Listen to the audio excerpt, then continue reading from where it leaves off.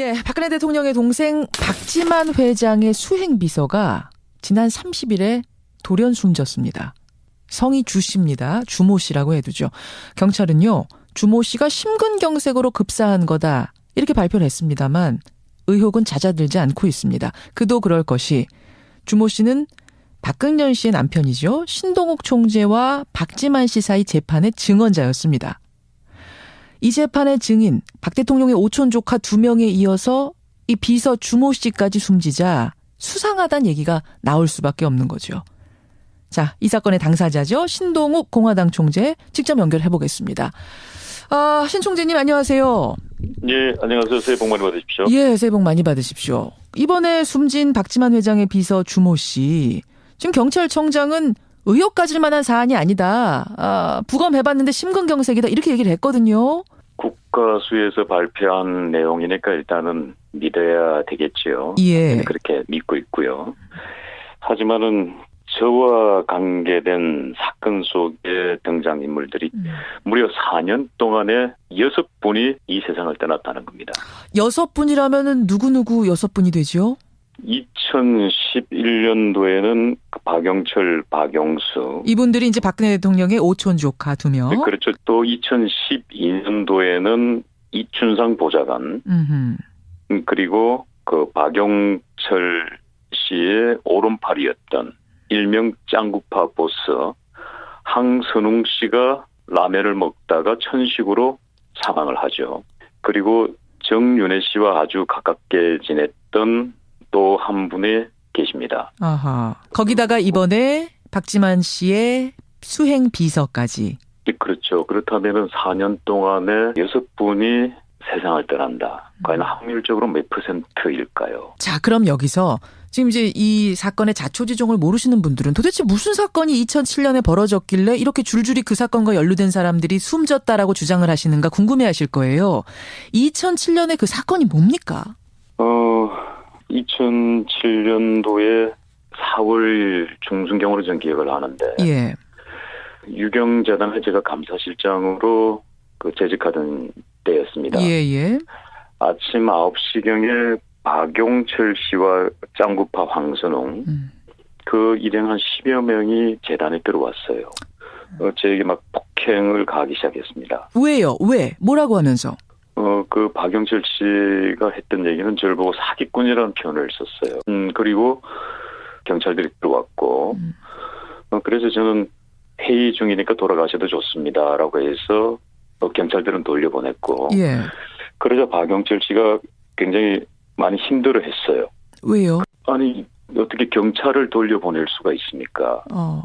저를 폭행죄로 고소를 하셔야지요라고 제에게 되물었죠. 왜 나를 고소하지 않느냐? 근데 아마 뭔가 오해가 있는 것 같아서 일어난 사건인 것 같으니 예. 굳이 그렇게 할 필요가 없는 것 같습니다라고 얘기하니까 자기가 받은 정보하고 다르다는 겁니다. 예. 그러면 그 정보를 누구로부터 받았느냐라고 얘기하니까 예. 박지만 회장의 비서실장으로부터 저에 대한 정보를 받았다는 것. 그게 첫 만남이었고 첫 인연이었어요. 아니 그러면 왜 박지만 회장이 신동욱 총재를 모함하려고 했을까요? 박지만 회장이 사주를 받았다는 게 아닙니다. 예. 박지만 회장이 비서실장이라는 사람이 중요한 겁니다. 비서실장. 예. 한 분의 증언자로부터 증언을 확보했는데요. 예. 정용희 씨와 최순실 전 남편 정윤혜 씨는 예. 호영호재하는 사이로 저희들은 알고 있습니다. 그래서 실질적으로 이 집의 박지만 회장이 비서실장 명함은 가지고 있지만은 예. 삼성동 사람이다라는 것까지 저희들이 증언을 확보했습니다. 삼성동이라면은 박근혜 대통령을 말하는 거네요. 그렇죠. 그러니까 정윤의 최순실의 사람이라는 거죠. 아니 그럼 정윤의 최순실의 사람이 박지만 회장과 신동욱 총재 사이를 이간질하려고 한 게 바로 그 폭력 사건이다. 전 그렇게 지금도 이해하고 있고 그렇게 알고 있습니다. 왜 둘 사이를 갈라놓으려고 하는 거죠? 왜 최순실이? 그렇죠. 1990년에 박지만 회장과 제 아내가 노태우 대통령께 탄원서를 보냈지 않습니까? 그렇죠. 우리 언니를 최 씨 일가로부터 최태민으로부터 구해달라 이런 탄원서. 그렇죠. 예. 그런데 그 무렵에는 이제 박지만 회장과 삼성동 쪽이 가깝게 이렇게 관계를 가지고 있던 때라고 저는 알고 있습니다. 예. 저희와의 관계가 원만해지면 곤란한 거죠. 그렇기 때문에 박 회장과 저는 대립 관계를 만들어놔야 된다고 저는 본 겁니다. 막 남매들 사이를 이간질 시켜놔야 된다라고 최순실 정윤회는 판단했을 것이다. 그렇게 보는 겁니다. 그렇게 해서 이제 있다가 5월 중순에 한 달 후에 다시 저에게 전화가 온 겁니다. 누가요? 박용철 씨로부터. 박용철 씨, 그 폭력을 행사했던 박용철 씨로부터. 그리고 전화가 와서 하는 얘기가 예. 큰 고무 캠프에서 중국의 재경부 장관을 만나러 가야 되는 심부름을 가야 되는데 함께 동행하지 않겠습니까? 라고 저에게 묻습니다. 큰 고모가 누굽니까? 그 박근혜 대통령 말하는 거네요.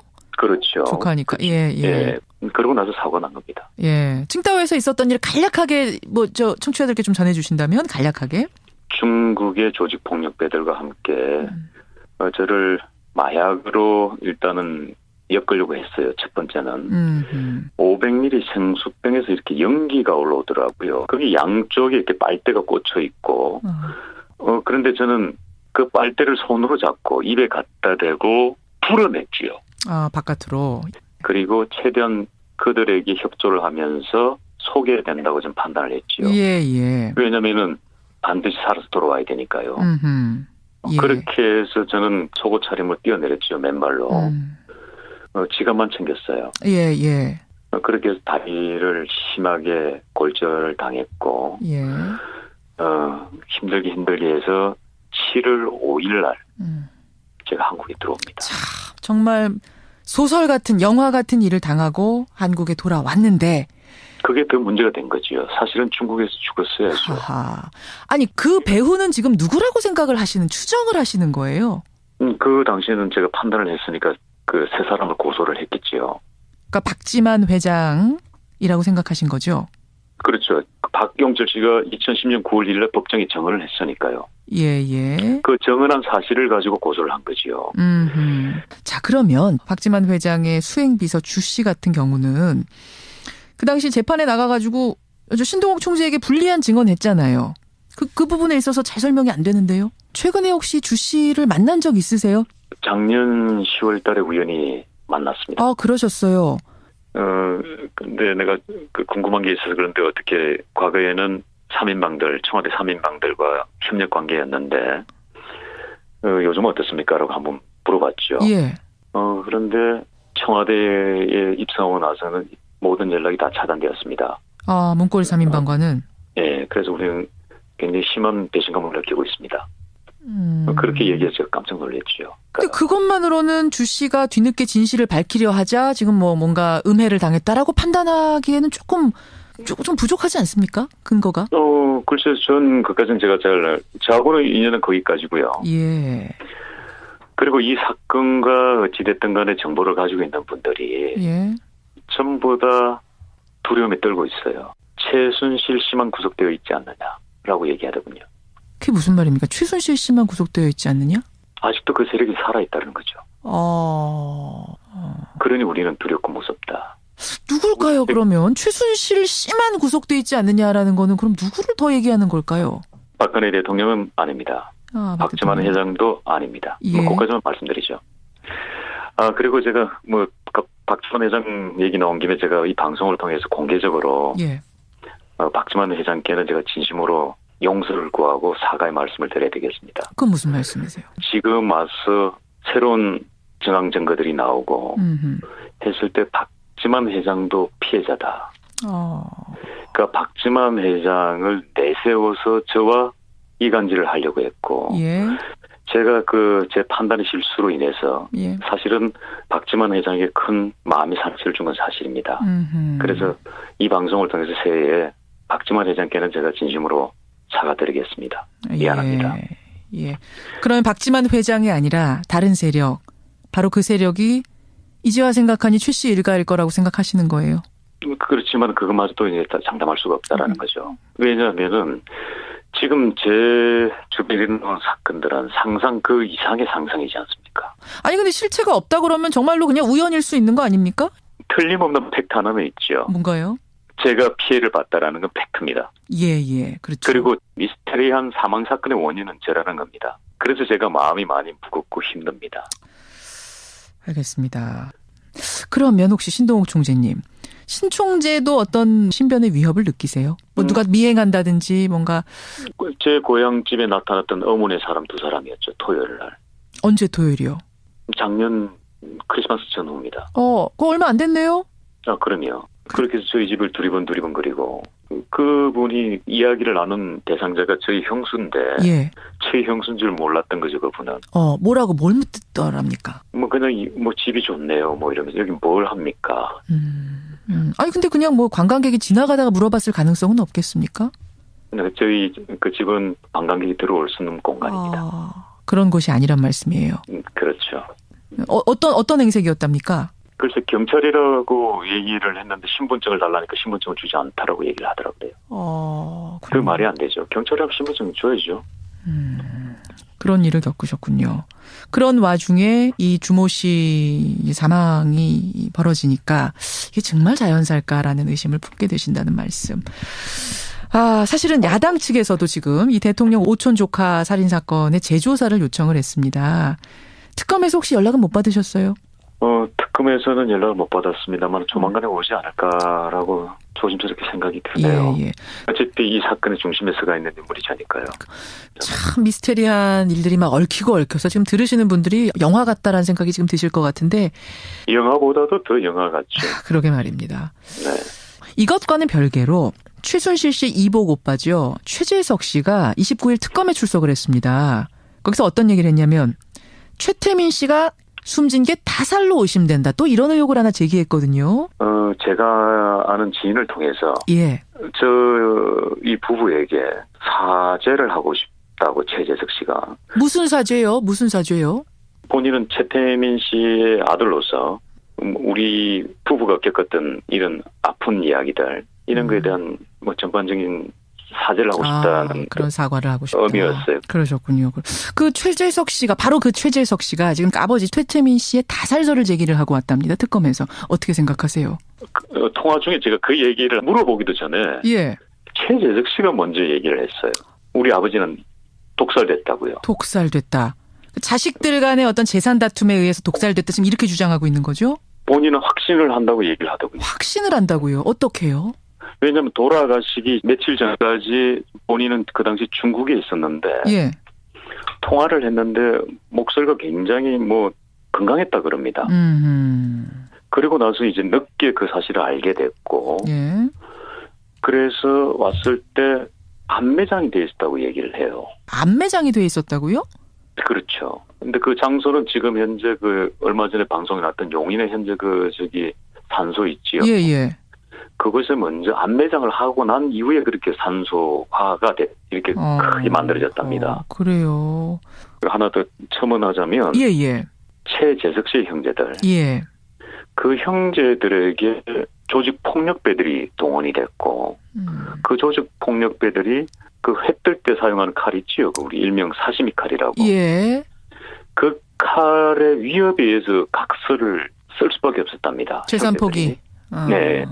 그래서 그게 무효라고 얘기를 하더군요. 하고 있는 거죠. 그리고 그것을 종용한 배후를 지금 역시 최순실로 최재석 씨는 주장하고 있는 거고요. 아마 여러분들이 알고 있는 아마 그럴 겁니다. 그런 거죠. 주장입니다. 네. 이건 최재석 씨의 주장입니다만, 이번 박지만 회장의 비서 주모 씨의 사망 사건. 여전히 의혹을 제기할 수밖에 없다. 그 상황이 무엇인지 오늘 이야기를 들어봤습니다. 오늘 고맙습니다. 네, 감사합니다. 예, 공화당 신동욱 총재였습니다. 예, 박근혜 대통령의 동생 박지만 회장의 수행 비서가 지난 30일에 돌연 숨졌습니다. 성이 주 씨입니다. 주모 씨라고 해두죠. 경찰은요, 주모 씨가 심근경색으로 급사한 거다 이렇게 발표를 했습니다만 의혹은 잦아들지 않고 있습니다. 그도 그럴 것이 주모 씨는 박근현 씨의 남편이죠. 신동욱 총재와 박지만 씨 사이 재판의 증언자였습니다. 이 재판의 증인 박 대통령의 오촌 조카 2명에 이어서 이 비서 주모 씨까지 숨지자 수상하다는 얘기가 나올 수밖에 없는 거죠. 자, 이 사건의 당사자죠. 신동욱 공화당 총재 직접 연결해 보겠습니다. 신 총재님 안녕하세요. 예, 안녕하세요. 새해 복 많이 받으십시오. 예, 새해 복 많이 받으십시오. 이번에 숨진 박지만 회장의 비서 주모 씨, 지금 경찰청장은 의혹 가질 만한 사안이 아니다. 부검해봤는데 심근경색이다. 이렇게 얘기를 했거든요.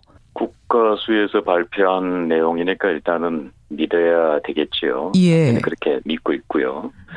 하지만은 저와 관계된 사건 속의 등장인물들이 무려 4년 동안에 6분이 이 세상을 떠났다는 겁니다. 6분이라면은 누구 6분이 되죠? 2011년도에는 박영철, 박용수. 이분들이 이제 박근혜 대통령의 오촌 조카 2명. 그렇죠. 또 2012년도에는 이춘상 보좌관.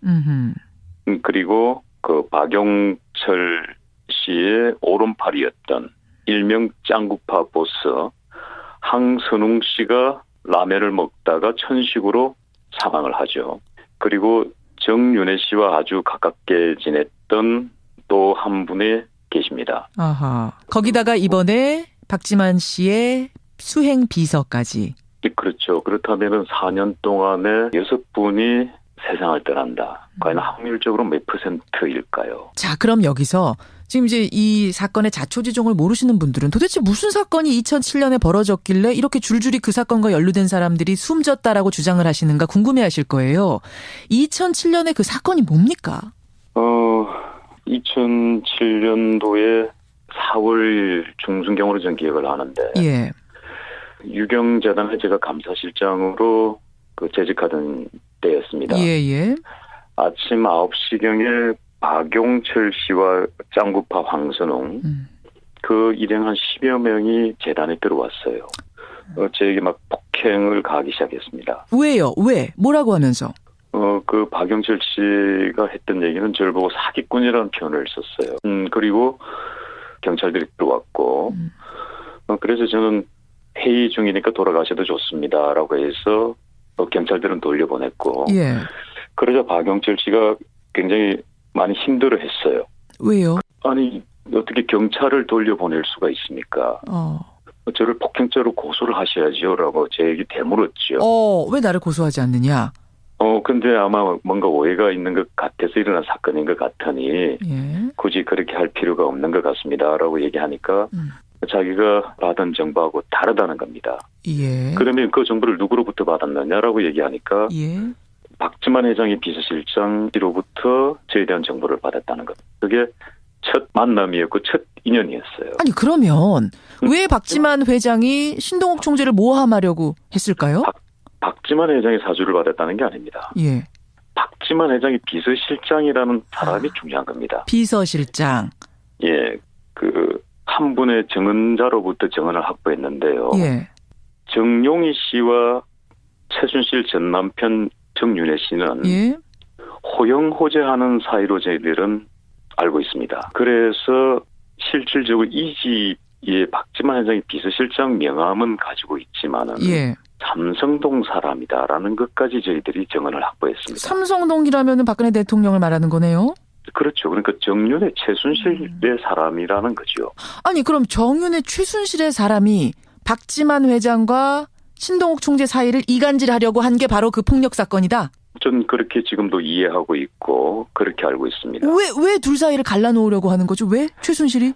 그렇죠. 1990년에 박지만 회장과 제 아내가 노태우 대통령께 탄원서를 보냈지 않습니까? 그렇죠. 우리 언니를 최씨 일가로부터 최태민으로부터 구해달라 이런 탄원서. 그렇죠. 예. 그런데 그 무렵에는 이제 박지만 회장과 삼성동 쪽이 가깝게 이렇게 관계를 가지고 있던 때라고 저는 알고 있습니다. 예. 저희와의 관계가 원만해지면 곤란한 거죠. 그렇기 때문에 박 회장과 저는 대립 관계를 만들어 놔야 된다고 저는 본 겁니다. 그러니까 막 남매들 사이를 이간질 시켜놔야 된다라고 최순실 정윤회는 판단했을 것이다. 그렇게 보는 겁니다. 그렇게 해서 이제 있다가 5월 중순에 한 달 후에 다시 저에게 전화가 온 겁니다. 누가요? 박용철 씨로부터. 박용철 씨. 그 폭력을 행사했던 박용철 씨로부터. 그리고 전화가 와서 하는 얘기가 예. 큰 고무 캠프에서 중국의 재경부 장관을 만나러 가야 되는 심부름을 가야 되는데 함께 동행하지 않겠습니까? 라고 저에게 묻습니다. 큰 고모가 누굽니까? 그 박근혜 대통령을 말하는 거네요. 그렇죠. 조카니까. 예. 그러고 나서 사고가 난 겁니다. 예. 칭다오에서 있었던 일을 간략하게 청취자들께 좀 전해주신다면 간략하게. 중국의 조직폭력배들과 함께 저를 마약으로 일단은 엮으려고 했어요. 첫 번째는 500ml 생수병에서 이렇게 연기가 올라오더라고요. 거기 양쪽에 이렇게 빨대가 꽂혀 있고 그런데 저는 그 빨대를 손으로 잡고 입에 갖다 대고 불어냈지요. 아, 바깥으로. 그리고 최대한 그들에게 협조를 하면서 속여야 된다고 좀 판단을 했지요. 예, 예. 왜냐면은 반드시 살아서 돌아와야 되니까요. 예. 그렇게 해서 저는 속옷 차림을 뛰어내렸죠. 맨발로. 지갑만 챙겼어요. 예, 예. 그렇게 해서 다리를 심하게 골절을 당했고 예. 힘들게 해서 7월 5일 날 제가 한국에 들어옵니다. 참, 정말 소설 같은 영화 같은 일을 당하고 한국에 돌아왔는데 그게 더 문제가 된 거지요. 사실은 중국에서 죽었어야죠. 하하. 아니 그 배우는 지금 누구라고 생각을 하시는 추정을 하시는 거예요? 그 당시에는 제가 판단을 했으니까 그 세 사람을 고소를 했겠지요. 그러니까 박지만 회장이라고 생각하신 거죠? 그렇죠. 박경철 씨가 2010년 9월 1일 법정에 정언을 했으니까요. 지와 생각하니 최 씨 일가일 거라고 생각하시는 거예요? 그렇지만 그것마저도 이제 다 장담할 수가 없다라는 거죠. 왜냐하면은 지금 제 주변에 있는 사건들은 상상 그 이상의 상상이지 않습니까? 아니 근데 실체가 없다 그러면 정말로 그냥 우연일 수 있는 거 아닙니까? 틀림없는 팩트 하나는 있죠. 뭔가요? 제가 피해를 봤다라는 건 팩트입니다. 예, 예. 그렇죠. 그리고 미스테리한 사망 사건의 원인은 저라는 겁니다. 그래서 제가 마음이 많이 무겁고 힘듭니다. 알겠습니다. 그러면 혹시 신동욱 총재님, 신 총재도 어떤 신변의 위협을 느끼세요? 뭐 누가 미행한다든지 뭔가. 제 고향집에 나타났던 어머니 사람 두 사람이었죠. 토요일 날. 언제 토요일이요? 작년 크리스마스 전후입니다. 그거 얼마 안 됐네요? 그럼요. 그렇게 해서 저희 집을 두리번두리번 그분이 이야기를 나눈 대상자가 저희 형수인데 예. 저희 형수인 줄 몰랐던 거죠, 그분은. 뭐라고 뭘 묻더랍니까? 그냥 집이 좋네요, 이러면서 여기 뭘 합니까? 아니 근데 그냥 관광객이 지나가다가 물어봤을 가능성은 없겠습니까? 저희 그 집은 관광객이 들어올 수 있는 공간입니다. 그런 곳이 아니란 말씀이에요. 그렇죠. 어떤 행색이었답니까? 글쎄 경찰이라고 얘기를 했는데 신분증을 달라니까 신분증을 주지 않다라고 얘기를 하더라고요. 그 말이 안 되죠. 경찰이라고 신분증 줘야죠. 그런 일을 겪으셨군요. 그런 와중에 이 주모 씨 사망이 벌어지니까 이게 정말 자연사일까라는 의심을 품게 되신다는 말씀. 사실은 야당 측에서도 지금 이 대통령 오촌 조카 살인 사건의 재조사를 요청을 했습니다. 특검에서 혹시 연락은 못 받으셨어요? 특검에서는 연락을 못 받았습니다만 조만간에 오지 않을까라고 조심스럽게 생각이 드네요. 예, 예. 어차피 이 사건의 중심에 서가 있는 인물이자니까요. 참 미스테리한 일들이 막 얽히고 얽혀서 지금 들으시는 분들이 영화 같다라는 생각이 지금 드실 것 같은데. 영화보다도 더 영화 같죠. 그러게 말입니다. 네. 이것과는 별개로 최순실 씨 이복 오빠죠. 최재석 씨가 29일 특검에 출석을 했습니다. 거기서 어떤 얘기를 했냐면 최태민 씨가 숨진 게 타살로 의심된다. 또 이런 의혹을 하나 제기했거든요. 제가 아는 지인을 통해서 예. 예. 그 정언한 사실을 가지고 고소를 한 거지요. 자, 그러면 박지만 회장의 수행비서 주 씨 같은 경우는 그 당시 재판에 나가가지고 신동욱 총재에게 불리한 증언했잖아요. 그 부분에 있어서 잘 설명이 안 되는데요. 최근에 혹시 주 씨를 만난 적 있으세요? 작년 10월 달에 우연히 만났습니다. 그러셨어요. 근데 내가 궁금한 게 있어서 그런데 어떻게 과거에는 3인방들, 청와대 3인방들과 협력 관계였는데, 요즘은 어떻습니까? 라고 한번 물어봤죠. 예. 그런데 청와대에 입성하고 나서는 모든 연락이 다 차단되었습니다. 문고리 3인방과는? 예, 그래서 우리는 굉장히 심한 배신감을 느끼고 있습니다. 그렇게 얘기해서 깜짝 놀랐죠. 근데 그것만으로는 주 씨가 뒤늦게 진실을 밝히려 하자 지금 뭔가 음해를 당했다라고 판단하기에는 조금 부족하지 않습니까? 근거가? 글쎄, 전 그까지는 제가 저하고는 인연은 거기까지고요. 예. 그리고 이 사건과 어찌됐든 간에 정보를 가지고 있는 분들이 예. 전부 다 두려움에 떨고 있어요. 최순실 씨만 구속되어 있지 않느냐라고 얘기하더군요. 그게 무슨 말입니까? 최순실 씨만 구속되어 있지 않느냐? 아직도 그 세력이 살아있다는 거죠. 그러니 우리는 두렵고 무섭다. 누굴까요, 그러면? 최순실 씨만 구속돼 있지 않느냐라는 거는 그럼 누구를 더 얘기하는 걸까요? 박근혜 대통령은 아닙니다. 아, 박지만 대통령. 회장도 아닙니다. 예. 그것까지만 말씀드리죠. 그리고 제가 박지만 회장 얘기 나온 김에 제가 이 방송을 통해서 공개적으로 예. 박지만 회장께는 제가 진심으로 용서를 구하고 사과의 말씀을 드려야 되겠습니다. 그건 무슨 말씀이세요? 지금 와서 새로운 정황 증거들이 나오고 음흠. 했을 때 박지만 회장도 피해자다. 그러니까 박지만 회장을 내세워서 저와 이간질을 하려고 했고 예. 제가 제 판단의 실수로 인해서 예. 사실은 박지만 회장에게 큰 마음의 상처를 준 건 사실입니다. 그래서 이 방송을 통해서 새해에 박지만 회장께는 제가 진심으로 사과드리겠습니다. 미안합니다. 예. 그러면 박지만 회장이 아니라 다른 세력, 바로 그 세력이